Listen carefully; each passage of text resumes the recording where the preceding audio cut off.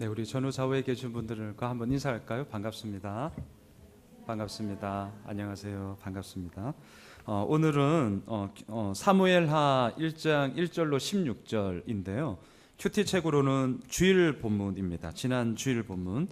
우리가 지금 사무엘하 말씀을 새벽마다 우리 매일마다 큐티하고 있는데요. 정작 1장 처음을 우리가 주일이어서 이 부분을 좀 시작을 하면서 계속 우리가 사무엘하 말씀을 묵상하면 좋겠다 싶어서요. 오늘은 사무엘하 1장 1절로 16절 큐티 책으로는 지난 주일자 본문인데요. 제가 오늘 말씀을 나누면서 한 절 한 절 좀 보도록 하겠습니다. 제가 바로 좀 말씀을 들어가도록 할게요. 성경을 펴시고 아니면 큐티책 있는 분들은 큐티책을 좀 펴주시면 좋겠습니다. 자, 사무엘하 1장을 보시면 1절에서 두 가지의 상황으로 바로 전개를 하는데요.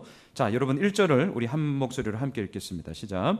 사울이 죽은 후에 다윗이 아말렉 사람을 쳐 죽이고 돌아와 다윗이 시글락에서 이틀을 머물더니, 자, 두 가지의 상황이 나오는데요. 첫 번째는 사울 왕이 죽었다라는 것이고요. 또한 두 번째는 다윗이 아말렉 사람을 쳐 죽이고 다시금 시글락으로 돌아왔다. 이제 요 두 가지의 상황이 사무엘하 1장에서 시작이 되어집니다. 여러분, 성경을 보면 누군가가 이제 죽은 후에라고 시작하는 성경이 총 4권이 있더라고요. 가장 먼저는 출애굽기죠. 여호수아죠. 여호수아서 1장 1절을 보면 여호와의 종 모세가 죽은 후에 이렇게 여호수아 1장 1절이 시작합니다. 그리고 또 하나는 이제 사사기 말씀이에요. 사사기 1장 1절을 보시면 여호수아가 죽은 후에 이렇게 시작을 하죠. 그리고 세 번째는 오늘 이 본문이 사무엘하 1장 1절을 보면 사울이 죽은 후에, 그리고 하나가 더 있더라고요. 열왕기하 1장 1절을 보면 아합이 죽은 후에, 이런 식으로 누가 죽은 후에라고 바로 이제 시작하는 성경이 총 4권이 있습니다. 여러분, 죽음이라는 말은 결코 가볍지 않습니다. 아무리 나쁜 짓을 많이 했다 할지라도 그 사람이 죽었다라는 이 소식에, 물론 그 사람의 죽음으로 그 죄가 깨끗이 없어지는 것은 아니지만, 그래도 아무리 나쁜 짓을 했다 할지라도 그 사람의 죽음이라는 이 소식에 마냥 기뻐하고 좋아라, 진짜 뭐 잔치상을 차리고 그렇게 하는 것은 그래도 좀 인간적인 도리라 할까요? 예의상 그렇게 합당한 것은 아니다라는 생각을 하게 되는 거죠. 그만큼 죽음이라는 것은 우리들에게 좀 엄중한 의미로서 항상 다가온다는 것을 우리는 알게 됩니다. 자, 오늘 사무엘하 1장이 시작이 되면서 사울 왕이 죽었습니다. 자, 어떻게 죽었을까요? 사무엘상 31장을 보면 블레셋과 길보아 전투를 벌이는데 그 가운데 사울 왕이 활에 맞아 이제 중상을 입습니다. 이제 전세는 기울어졌고 수많은 병사들이 죽어가는 가운데 사울 왕 역시 목숨을 유지하기에 어렵다라는 판단하에 어떻게 하느냐? 앞에 스크린을 한번 보실까요? 사무엘상 31장 4절인데요. 우리 함께 읽겠습니다. 시작. 그가 무기를 든 자에게 이르되 내 칼을 빼어 그것으로 나를 찌르라. 할례 받지 않은 자들이 와서 나를 찌르고 모욕할까 두려워하노라 하나 무기를 든 자가 심히 두려워하여 감히 행하지 아니하는지라. 이에 사울이 자기의 칼을 뽑아서 그 위에 엎드려 지매. 한마디로 이제 자결을 하는 거죠. 스스로 자기의 목숨을 끊습니다. 자, 사울 왕의 죽음은 한 세대가 지나고 또 다른 다음 세대가 이제 발생한다, 이루어진다라는 의미로도 우리가 해석을 할 수 있을 것입니다. 그래서 다시금 오늘 사무엘하 1장 1절로 오시면 다음 세대를 이끌어갈 다윗의 이름이 연이어서 지금 오버랩되고 있는 거죠. 자, 사울이 죽은 후에 이제 사울의 세대가 지나가고 난 후에 다음 세대가 떠오르게 되는데, 다음 세대가 일어나게 되는데 그 다음 세대가 누구냐? 다윗이. 자, 이 두 사람의 이름이 이제 1절에서 오버랩되고 있습니다. 자, 두 번째 상황. 지금 1절을 보시면 다윗은 뭐하고 왔습니까? 아말렉 사람을 쳐 죽이고 다시금 시글락에 왔다라고 얘기하고 있습니다. 자, 그럼 우리가 질문을 하셔야죠. 왜 아말렉 사람을 쳐 죽였고 왜 지금 다윗은 시글락에 있지? 자, 앞에 스크린을 보시죠. 사무엘상 30장 우리 1절로 4절의 말씀을 보면서 왜 아말렉을 쳐 죽이고 왔는지를 이제 우리가 보면 좋겠습니다. 함께 읽겠습니다. 시작. 다윗과 그의 사람들이 사흘 만에 시글락에 이른 때에 아말렉 사람들이 이미 네겝과 시글락을 침노하였는데 그들이 시글락을 쳐서 불사르고 거기에 있는 젊거나 늙은 여인들은 한 사람도 죽이지 아니하고 다 사로잡아 끌고 자기 길을 갔더라. 다윗과 그의 사람들이 성읍에 이르러 본즉 성읍이 불탔고 자기들의 아내와 자녀들이 사로잡혔는지라. 네. 4절까지 읽으시죠. 시작. 다윗과 그와 함께한 백성이 울 기력이 없도록 소리를 높여 울었더라. 네, 그래서 어떻게 합니까? 오늘 이 사무엘하에서 본 것처럼 다윗이 아말렉을 공격하였고 다시금 빼앗겼던 모든 가족들, 아내, 자녀들 다 데리고 오고 모든 것을 다 회복하였다라는 거죠. 참고로 시글락에 있었던 이유는 우리는 알고 있습니다. 사울 왕이 얼마나 끈질기게 다윗을 죽이고자 했습니까? 그래서 시글락은 블레셋에 있는 땅이었죠. 그렇게 블레셋에 소위 망명을 해야만 했던 그런 다윗의 형편을 우리는 사무엘상 말씀을 통해 익히 알고 있는 것이죠. 자, 보십시오. 1절을 시작을 하면서 지금 두 개의 상황이 전개되고 있습니다. 하나는 사울 왕의 죽음이었고요. 하나는 다윗의 승리입니다. 잘 보셔야 돼요. 죽음과 승리가 같은 한 절에 지금 딱 대조되고 있습니다. 이건 무슨 그림일까요? 이게 사무엘 하의 전체적인 조감도예요. 전체적인 조감도. 우리가 지금 사무엘하 지금 2장까지 왔죠. 그리고 이제 내일이 3장인가요? 내일 주제가 점점 더 다윗의 집은 강성하여지고 사울의 집은 점점 더 약하여지더라거든요. 이러한 그림이 어디에서 시작됐냐? 사무엘하 1장 1절에서 큰 조감도가 이미 주어진 거예요. 사울 왕의 죽음, 다윗의 승리가 딱 대조됨으로 말미암아 사무엘하를 통하여 어떻게 하나님께서 다윗을 통하여 어떻게 이 땅을 이끌어 가실 것인지, 이스라엘을 이끌어 가실 것인지를 보여주고 있습니다. 자, 이런 가운데 오늘 본문을 보시면 시글락에 있던 다윗에게 한 청년이, 한 사람이 찾아옵니다. 오늘 본문 2절을 보시죠. 2절 함께 읽겠습니다. 시작. 사흘째 되는 날에 한 사람이 사울의 진영에서 나왔는데 그의 옷은 찢어졌고 머리에는 흙이 있더라. 그가 다윗에게 나와 땅에 엎드려 절하매. 자, 사울의 진영에서 나왔다는 말은요, 블레셋과의 이 길보아 전투에 이 사람도 참전했었다라는 의미를 갖고 있죠. 그래서 어떻습니까? 이 2절에 보면 이 사람의 모습이 어때요? 몰골이 말이 아니잖아요. 옷은 찢어졌습니다. 머리에는 흙이 있었습니다. 누가 봐도 폐잔병의 모습이라는 것을 익히 알 수 있는 거죠. 자, 그런 가운데 오늘 다윗을 찾아왔고 다윗 앞에 엎드려 절하고 있습니다. 자, 그러자 다윗이 묻습니다. 3절을 보시죠. 함께 읽습니다. 시작. 다윗이 그에게 묻되 너는 어디서 왔느냐 하니 대답하되 이스라엘 진영에서 도망하여 왔나이다 하니라. 자, 어디에서 왔는지 궁금하니까 물었겠죠. 그리고 뭐라 합니까? 이스라엘 진영에서 도망하여 왔다. 자, 이 말을 딱 듣자 지금 블레셋의 이 다윗은 피신하여 있고 망명하여 있었지만 지금 블레셋과 이스라엘과의 길보아 전투가 있었다는 것을 이미 알고 있었거든요. 그러니 얼마나 이 소식이 궁금하겠습니까? 이 전쟁의 결론이 어떻게 났는지 참 궁금했을 거예요. 그래서 또 묻습니다. 4절을 보시죠. 함께 읽습니다. 다윗이 그에게 이르되 일이 어떻게 되었느냐? 너는 내게 말하라. 그가 대답하되 군사가 전쟁 중에 도망하기도 하였고 무리 가운데 엎드러져 죽은 자도 많았고 사울과 그의 아들 요나단도 죽었나이다 하는지라. 자, 이스라엘이 패했다는 말을 들었습니다. 충격이죠. 그런데 더 큰 충격은 뭐였냐면 4절 뒤에 보시면 누가 죽었습니까? 사울과 그의 아들 요나단도 죽었나이다 라는 이 소식이 더 큰 충격이었죠. 진짜 믿을 수가 없었어요. 진짜 이게 맞나? 그래서 5절을 보세요. 다시 묻습니다. 5절 읽겠습니다. 다윗이 자기에게 알리는 청년에게 묻되 사울과 그의 아들 요나단이 죽은 줄을 네가 어떻게 아느냐? 너무나 큰 충격이었죠. 이게 진짜인지 아닌지 네가 어떻게 아니? 물었습니다. 자, 그러자 이제 우리가 6절로 10절까지를 쭉 읽겠는데요. 자, 이 대답을 한번 잘 보십시오. 자, 6절로 10절까지 이 청년이 네가 어떻게 아니? 라고 묻는 것에 대한 답을 합니다. 함께 읽습니다. 그에게 알리는 청년이 이르되 내가 우연히 길보아 산에 올라가 보니 사울이 자기 창에 기대고 병거와 기병은 그를 급히 따르는데 사울이 뒤로 돌아 나를 보고 부르시기로 내가 대답하되 내가 여기 있나이다 한즉 내게 이르되 너는 누구냐 하시기로 내가 그에게 대답하되 나는 아말렉 사람이니이다 한즉 또 내게 이르시되 내 목숨이 아직 내게 완전히 있으므로 내가 고통 중에 있나니 청하건대 너는 내 곁에 서서 나를 죽이라 하시기로 그가 엎드러진 후에는 살 수 없는 줄을 내가 알고 그의 곁에 서서 죽이고 그의 머리에 있는 왕관과 팔에 있는 고리를 벗겨서 내 주께로 가져왔나이다 하니라. 자, 여러분, 지금 아말렉 청년의 대답을 우리가 봤는데요. 질문, 진짜예요? 뻥이에요? 그렇죠, 뻥이죠. 뻥이에요. 왜 틀린 말이냐? 왜 거짓말이냐? 우리는 앞서 사무엘상 31장 4절에서 사울 왕이 자결하였음을 우리가 이미 보았기 때문입니다. 자, 그렇다면 이제 우리가 사무엘하를 시작을 하면서 질문을 이제 첫 번째 던질 수 있는 질문이 있죠.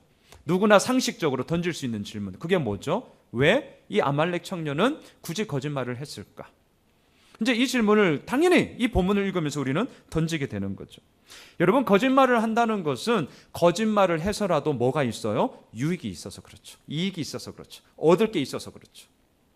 그렇기 때문에 거짓말을 하는 것이고 나에게 유익이 있다라고 판단했기 때문입니다. 아마도 아말렉 이 청년은 스스로 이렇게 아마 생각을 했을 것입니다. 사울 왕은 지금 다윗과 대척점을 이루던 사람이었고 더군다나 사울 왕을 피해서 지금 다윗은 블레셋 시글락 땅에 망명 가 있는 형편이고 그런데 그 원수와 같은 사울 왕이 죽었다라는 소식을 내가 전하게 된다면 다윗 왕은 정말 기뻐할 것이다. 그리고 그 원수와 같은 사울 왕을 내가 죽였다라고 한다면 그 일에 대한 큰 보상을 아마 나에게 하지 않을까라는 자기 스스로의 생각, 자기 판단이 분명히 있었기 때문이죠. 자, 그래서 이 아말렉 청년은요, 지금 길보아 산에서 어디까지 왔습니까? 시글락까지 왔어요. 자, 이 길보아 산에서 시글락까지 제가 좀 자료를 찾아봤지만 이게 몇 킬로 되는지 잘 안 나오더라고요. 그런데 제가 이제 쉽게 표현을 하면 최북단은 물론 아닙니다. 그럼에도 불구하고 북쪽, 그래도 위쪽에 북쪽에서 시글락은 남단, 최남단 지역이에요. 북에서부터 한참 내려오는 남쪽까지 길보아 산에서 시글락까지 이 청년이 굳이 그 소식을 들고 그것도 못 믿을까 봐 그 증거를 가지고 이까지 왔다는 거죠. 그 먼 거리를 오는 과정은 결코 편하지 않았을 것이고 결코 쉽지도 않았을 것입니다. 그런데도 기어코 시글락까지 찾아왔습니다. 왜? 그것은 사울 왕을 죽였다는 소식과 그 증거로 사울 왕의 왕관과 팔찌를 딱 보여주는 순간 엄청나게 큰 보상을 해줄 것이라는 자기 생각. 또 더 나아가서는 이제 사울 왕이 죽었으니까 누가 실권을 잡게 되는 거예요? 이제 다윗 왕이죠. 이거 이스라엘 사람이라면 이건 뭐 바보 아닌 이상은 그냥 상식적인 선에서도 그 여론의 향방이 어디로 돌아가는지를 다 알게 되거든요. 그러니까 뭡니까? 먼저 다윗에게 잘 보여서 뭐 한 자리 해주면 뭐 훨씬 더 좋고 이런 꿍꿍이가 이제 있어서 그 먼 길을 이 청년은 오게 되었던 것이고 내가 그렇게 했다라는 거짓말을 뻥을 치게 된 거죠. 여러분, 오늘 10절 마지막을 보십시오. 다윗을 향해서 이 아말렉 청년이 뭐라고 호칭을 합니까? 내 주께로. 이 용어가 보이십니까? 내 주께로. 여러분, 다윗을 언제 봤다고 내 주라고 하죠? 엊그제만 해도 이 청년에게 있어서 내 주는 누구예요? 사울 왕이었죠. 자, 이러한 표현을 통해서 지금 아말렉 청년의 마음속에 있는 그 꿍꿍이가 뭔지를 지금 성경을 읽고 있는 독자들인 우리들에게 지금 충분히 그 속내를 이러한 호칭을 통하여서 지금 알려주고 있는 것이죠. 자, 첫 번째, 우리도 이 본문을 통하여서 이런 생각을 한번 해보게 됩니다. 우리도 얼마든지 이럴 수 있다라는 거죠. 게다가 하나님과의 관계에서도 우리는 얼마든지 이렇게 할 수 있다라는 생각을 하게 됩니다.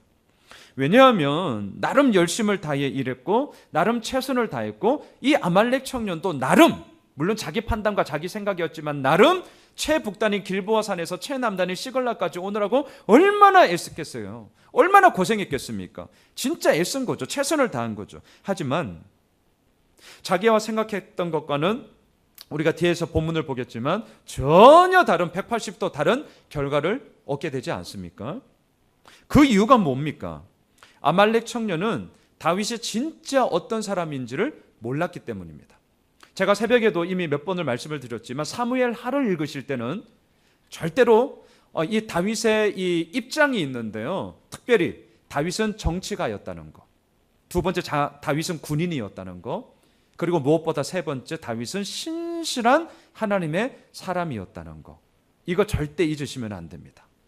그리고 또 무조건 하나님의 신실한 사람이니까, 물론 맞아요. 그건 맞아요. 하지만 우리가 이제 사무엘하를 계속 큐티하겠지만 그 가운데는요, 상당히 정치적인 입장에서 선택하는 거 있습니다. 그게 금요일 본문에 나오더라고요. 아주 정치적입니다. 때로는 아주 용맹함을 가지고 군인의 입장에서도 다윗은요, 그 일을 처리합니다. 그러니까 이러한 것들을 우리가 복합적으로 다윗을 이해하지 않고 그냥 마냥 믿음으로, 맞는 얘기예요. 하지만 그렇게만 본다면 성경에서 얘기하는 이 풍성함을 우리가 상당히 놓칠 수 있는 우려가 있는 것이죠. 지금 이 아말렉 청년은 다윗을 어떻게만 보았습니까? 정치가이자 군인으로만 보았던 거죠. 하나님을 믿는 신실한 사람이라는 정말 결정적인 다윗의 이해됨을 놓쳐버렸기에 우리가 뒤에서 보겠지만 이 아말렉 청년은 죽음을 당하게 되는 것입니다. 저는 우리의 신앙생활도 마찬가지라고 생각합니다. 하나님과의 관계 속에서 결국 우리가 신앙생활의 걸음들을 내딛어 나아가는데 우리는 질문해야겠죠. 내가 믿고 있는 하나님은 정말 어떤 분인가? 왜요? 우리 열심을 다하잖아요. 우리 정말 최선을 다하거든요. 목사로서 이렇게 수요 저녁 예배에 나오시는 성도님들이 정말 특별히 더 귀하죠. 정말 고맙죠.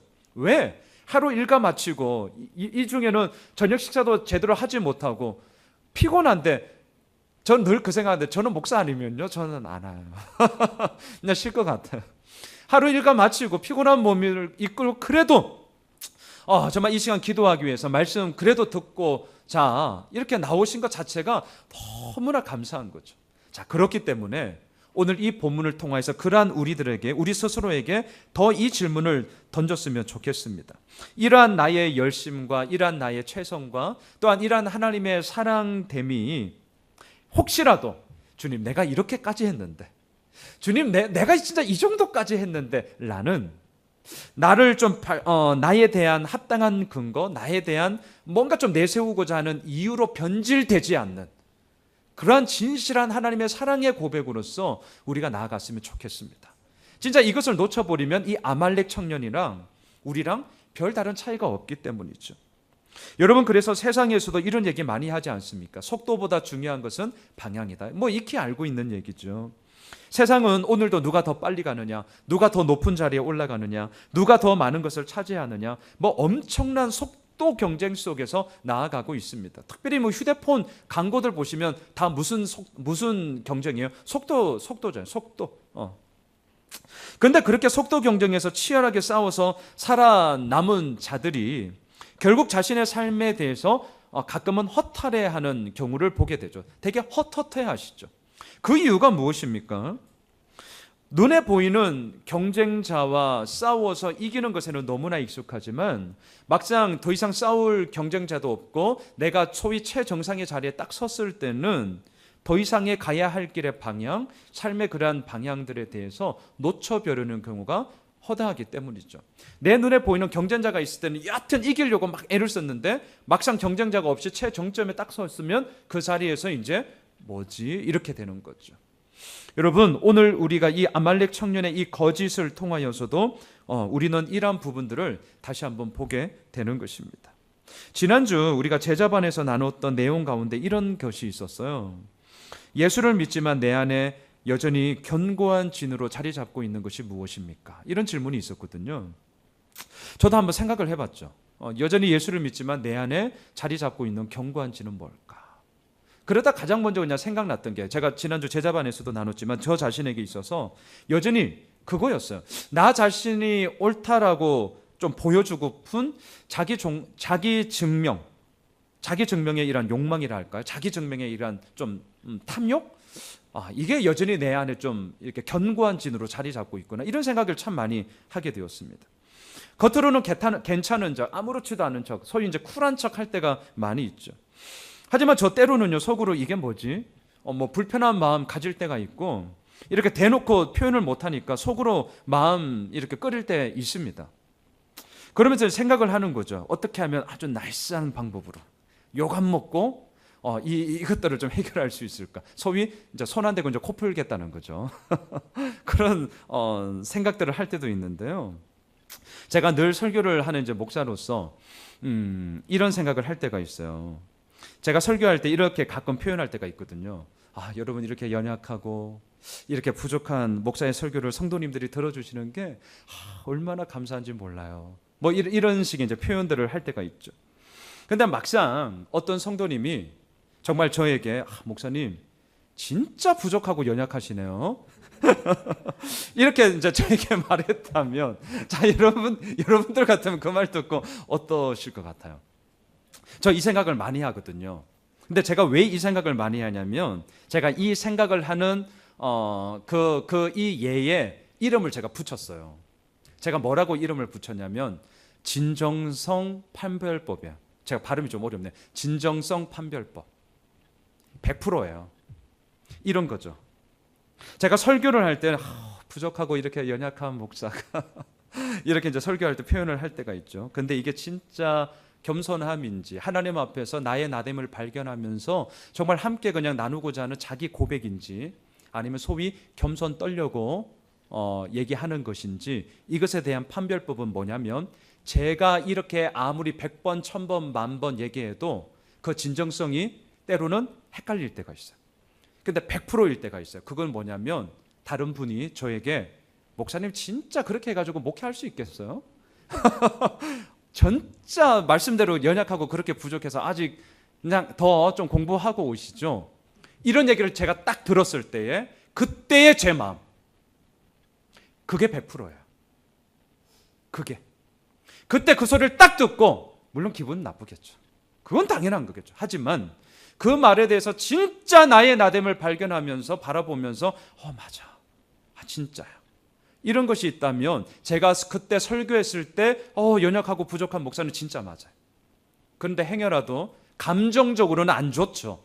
하지만 단지 감정의 이야기가 아니라 어쭈 이것 봐라 속으로 너나 잘하세요, 네가 그럼 설교해봐라 이런 마음으로 그게 계속 간다면, 제가 설교했을 때에 연약하고 겸손한 목사가 라고 얘기한 거는 겸손했던 거예요. 저는 100%라고 생각을 합니다.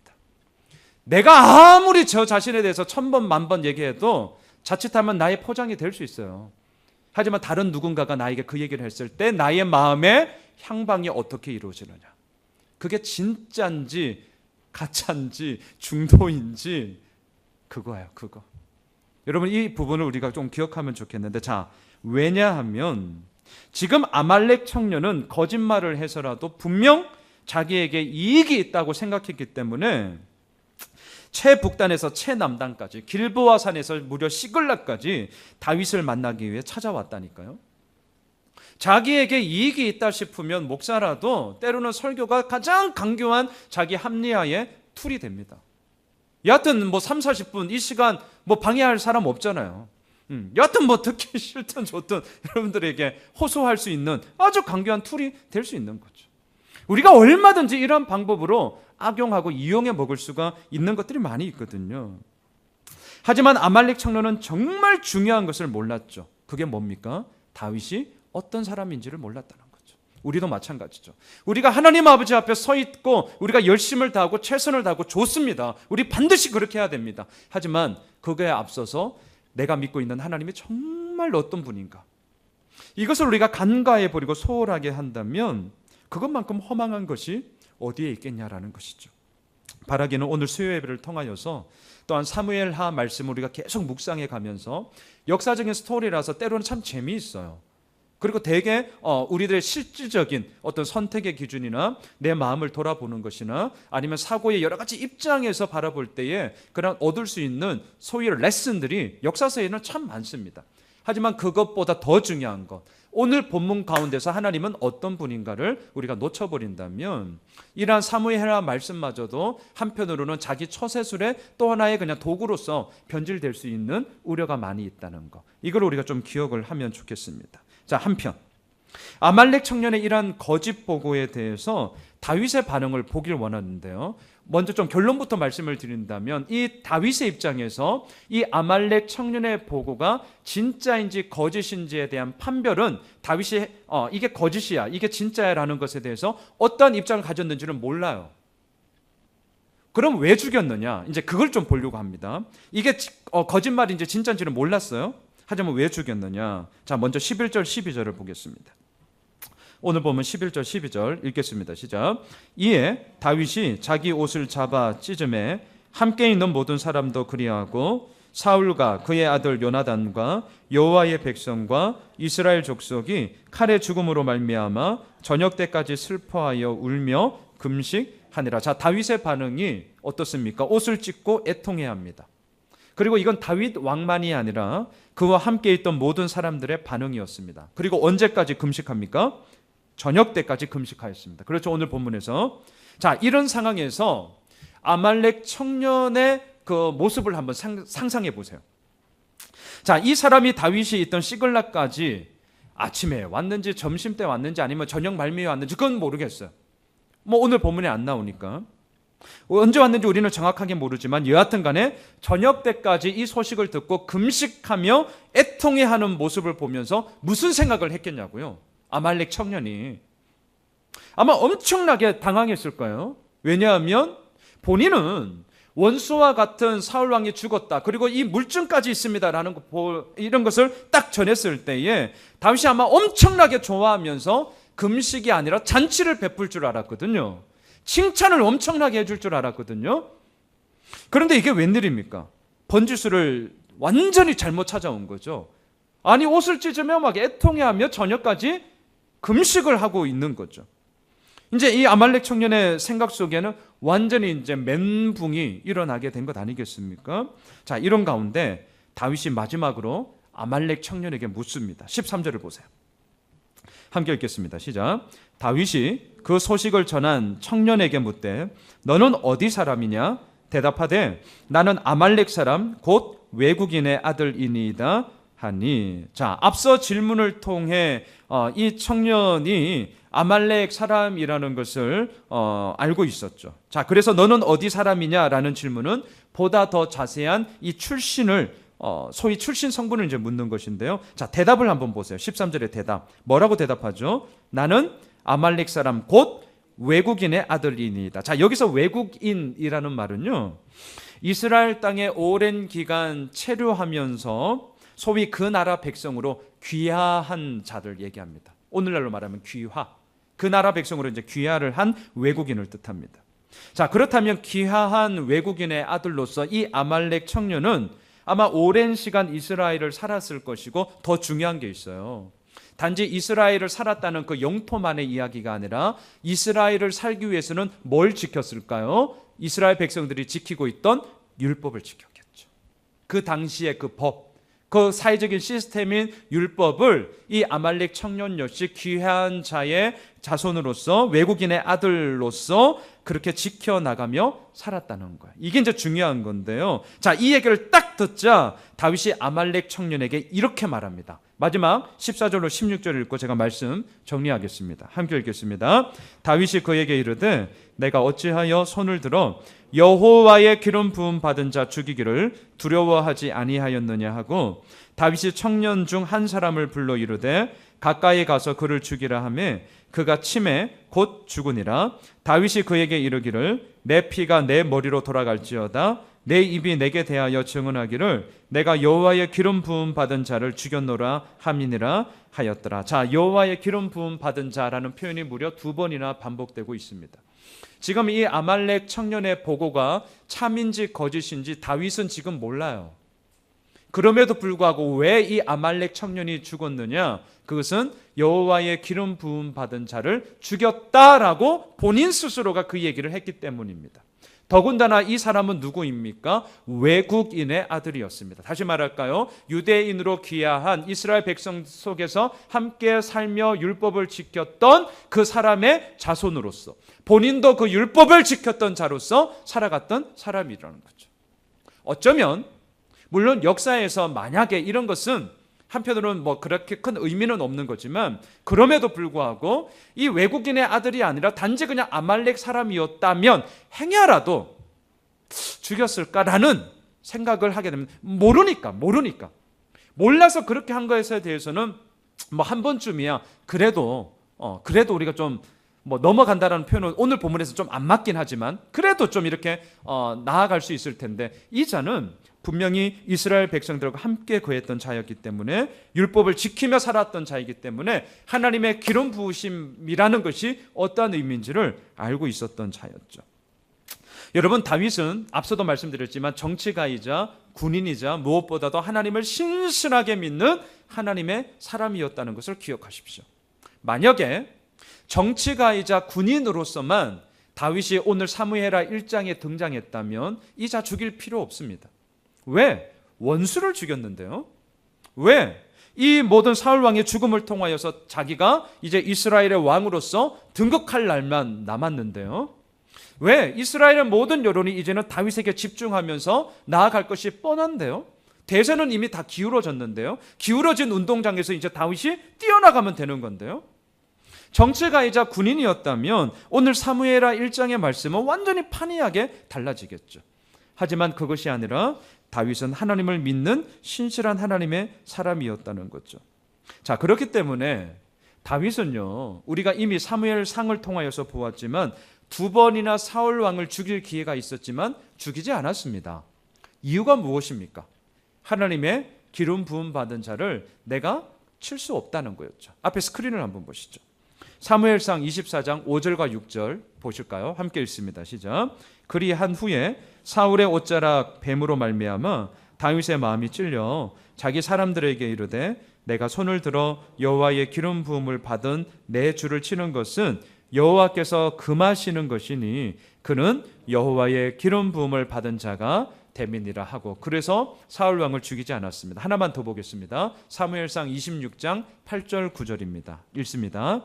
아비새가 다윗에게 이르되 하나님이 오늘 당신의 원수를 당신의 손에 넘기셨나이다. 그러므로 청하오니 내가 창으로 그를 찔러서 단번에 땅에 꽂게 하소서. 내가 그를 두 번 찌를 것이 없으리다 하니 다윗이 아비새에게 이르되 죽이지 말라. 누구든지 손을 들어 여호와의 기름 부음 받은 자를 치면 죄가 없겠느냐 하고. 자, 이것이 다윗이 가지고 있었던 기준이었죠. 어떤 일이 있다 할지라도, 어떠한 상황이라 할지라도 하나님의 기름 부음 받은 자를 칠 수 없다라는 것이 그의 모든 삶의 기준이었기에 두 번이나 그 기회를 있었음에도 불구하고 사울 왕에게 손 안 댔습니다. 그랬던 다윗인데 이 아말렉 청년이 진짜 번지수를 잘못 찾아와도 이렇게 잘못 찾아올 수가 없는 거죠. 그 다윗에게 자기가 죽였다고 하니 어찌 가만히 있을 수 있었겠습니까? 말씀을 정리하겠습니다. 오늘 사무엘하 1장은요, 사울 왕이 죽었다라는 것으로 시작하고 있습니다. 하지만 동일한 사건인데도 불구하고 그에 대한 해석과 그에 대한 반응은 너무나도 다릅니다. 이름 모를 이 아말렉 청년은 이 사울 왕의 죽음에 대해서 거짓말을 합니다. 왜냐하면 보상과 출세의 기회라고 생각했기 때문입니다. 하지만 똑같은 이 사울 왕의 죽음에 대해서 다윗의 해석과 다윗의 반응은 완전히 다릅니다. 진짜 금식하며 애통해하며 오히려 그 사울 왕을 죽였다라고 얘기하고 있는 이 아말렉 청년을 죽임으로 말미암아 이 다윗의 애통함이 얼마나 컸는지를 보게 되는 것이죠. 왜 이렇게 했느냐? 다윗에게는 하나님만이 진짜 왕이고 하나님의 기름 부으심은 곧 하나님의 다스림, 하나님의 이끄심, 하나님의 주권의 상징이었기 때문에 감히 인간이 어찌 하나님의 행하심 속에 개입할 수 있느냐라는 믿음을 가지고 있었기 때문이죠. 우리의 삶 역시 저는 마찬가지라고 생각을 합니다. 동일한 시간이고요, 동일한 공간이고요, 또한 동일한 사건을 만납니다. 하지만 보십시오. 얼마나 다른 해석이 판을 칩니까? 얼마나 다른 적용이 판을 칩니까? 그렇기 때문에 우리가 날마다 주의 말씀 앞에 서지 않으면 우리 역시 한순간에 넘어진다는 것을 보게 됩니다. 바라기는 우리가 이 사무엘 말씀을 시작을 하면서 다윗이 끝까지 붙잡고 나아갔던 이 하나님의 기름 부으심, 이 말을 달리 바꿀까요? 하나님의 다스림, 하나님의 이끄심, 이것에 우리들의 마음 역시 온전하게 정말 우직하게 그것 가운데 우리의 마음의 모든 것을 내어 맡겼으면 좋겠습니다. 그리고 더 나아가서 그러한 모든 몸부림을 통하여 하나님께서는 당신의 일들을 이끌어 나가시는데 그것을 우리가 다윗을 통해 보게 될 것입니다. 바라기는 7월 8월 우리가 사무엘하 말씀 묵상을 통하여서 더워지는 이 여름 속에 정말 우리들 삶의 향방이 어디를 향해야 될 것이며 무엇에 중점을 둬야 할 것인지를 진실되이 날마다 깨달으며 주님 앞에 나아가는 저희들 모두가 되시길 주님의 이름으로 축복합니다.